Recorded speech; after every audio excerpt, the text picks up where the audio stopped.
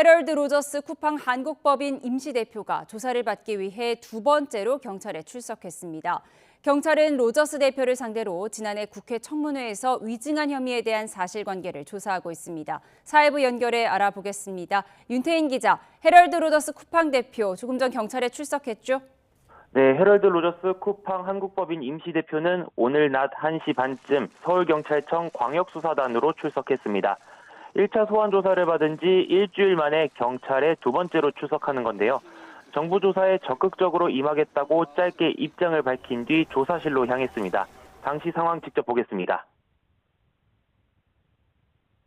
Coupang will continue to fully cooperate with all government investigations. We will also faithfully and thoroughly cooperate with the police investigation today.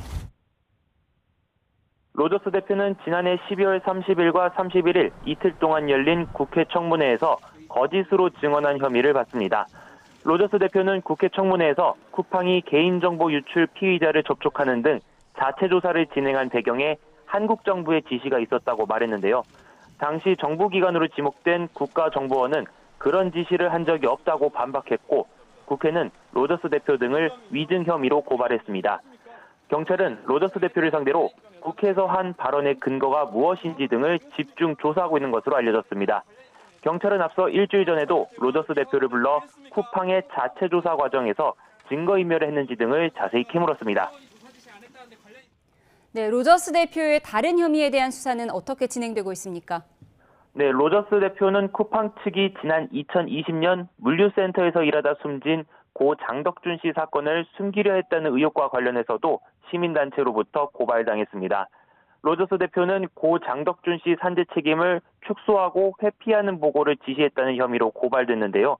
쿠팡 측은 숨기는 것 없이 정부 조사에 협조해왔다는 입장이고 로저스 대표도 의혹을 강하게 부인하는 것으로 전해졌습니다. 경찰은 산재 은폐 의혹과 관련해서도 로저스 대표에 대해 절차와 규정에 따라 출석 조사 등을 추진한다는 방침입니다. 지금까지 사회부에서 YTN 윤태인입니다.